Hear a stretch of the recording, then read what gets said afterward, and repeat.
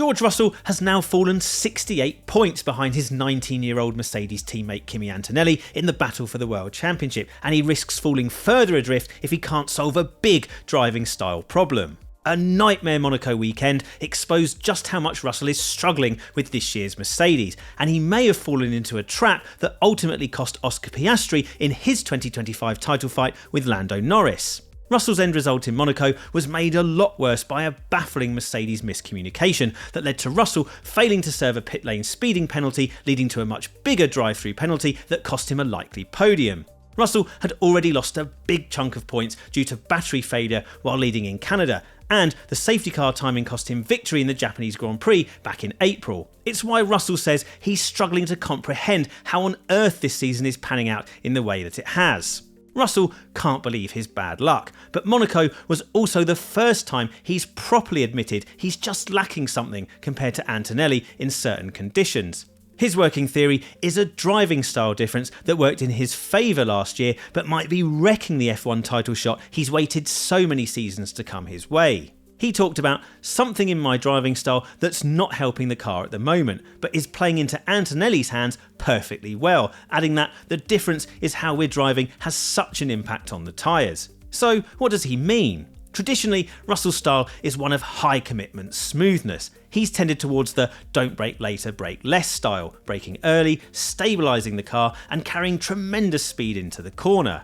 Doing that, keeping the car's platform relatively stable while still being able to deal with instability on turn-in and carrying momentum works spectacularly with the ground effect Mercedes era cars, and the generation before that during his formative F1 years with Williams.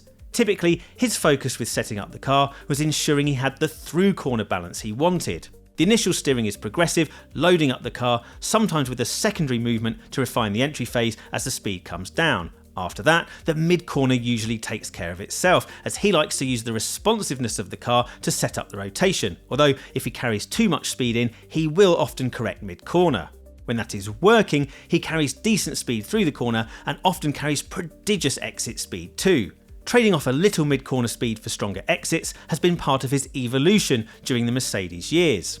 At his best, as he was consistently last year, Russell is deceptively fast, as economy and smoothness should not be mistaken for conservatism.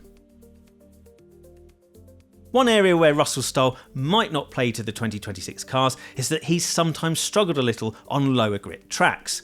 You could say he has a touch of the Oscar Piastris about him in terms of not being at his best when having to deal with microslides in conditions where the car is constantly moving about. It was that deficiency that was a big part of Piastri's remarkable collapse in late 2025 while on course for the world title. Russell's not a high sensitivity driver in terms of steering inputs, or one who uses large amounts of braking and steering overlap, which often works best when the car is constantly having these tiny slides on lower grip surfaces. High commitment into a corner is a strength, but if the confidence isn't there, then he struggles with that. His Miami performance showcased this, and it's reasonable to assume that the lower downforce 2026 cars mean that he's having to deal with more microslides than before. However, anyone watching Russell at Monaco might not have recognised him. He was the more spectacular of the Mercedes drivers, and not in a good way, with the car moving around, more moments when the rear stepped out, and generally working harder at the wheel. The lower downforce plays a part in that, but so too does the way he loads the tyres, which has made it harder for him to get the Pirellis in the right temperature window over a lap. Russell is a smooth driver, but the peak loads he puts through the tyre are often higher. In that turn-in phase, he asks a lot of the rears in particular. When the front tyres aren't up to temperature, he will struggle, and this was a problem during the Monaco weekend and throughout the Canada weekend. However, get the fronts in, as he appeared to do for his fastest Monaco qualifying lap when he was actually marginally faster than Antonelli through Saint-Devote, but then lost time elsewhere, and his style can overload the rears as a result. And with a little less downforce at the rear this year, that means more sliding, which costs him time, and more overheating, which costs him more time. The shorthand characterisation of Antonelli's driving style is that he's aggressive, and it's a fair one. But while his inputs are plentiful, they are also usually subtle and precise. This is not ragged, reactive aggression, but all about carrying speed through the ability to make constant tiny corrections, ideal for dealing with microslides and well suited to getting the best out of the low downforce cars. He's confident to commit even when he's not certain about the grip, and has the sensitivity to feel the car through the corner and adjust accordingly. That doesn't mean the change in cars has turned him from a good driver into a great one. Last year, he was making progress rapidly. His mid-season slump was triggered by the Mercedes development misstep with the rear suspension modification that was later binned. Antonelli's own estimation is that this cost him 3 months. Even then, late in the season, he put in a strong performance throughout the Interlagos weekend, which was the first where he was conclusively faster than his teammate throughout. Yes, Russell took his first win at Interlagos in 2022, but it's one of his weaker tracks, and Antonelli's strengths shone through. Imagine where he'd have got to last year without those wasted months, and map that onto the step he's made this year, and it all makes more sense. And when it comes to the tyres, which Antonelli managed to get in a good window throughout his Monaco pole lap, not fastest in any sector, but second quickest in all 3, his style works well. His peak loads aren't so high, working with the car rather than trying to dominate it at corner entry, as Russell does. But Antonelli's more aggressive style can also help to energise the front tyres when they need it, without necessarily paying the price with the rears, as Russell does.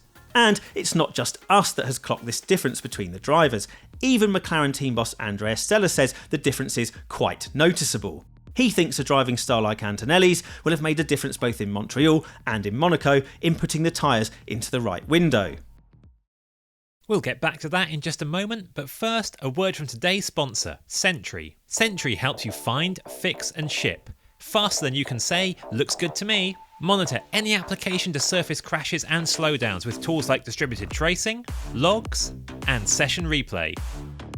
Plus with SIA, Sentry's AI debugging agent, you can find the root cause faster, using real production context, and even predict what might break next. Catch problems before your users do. Quit bugging. Go to sentry.io and try it free.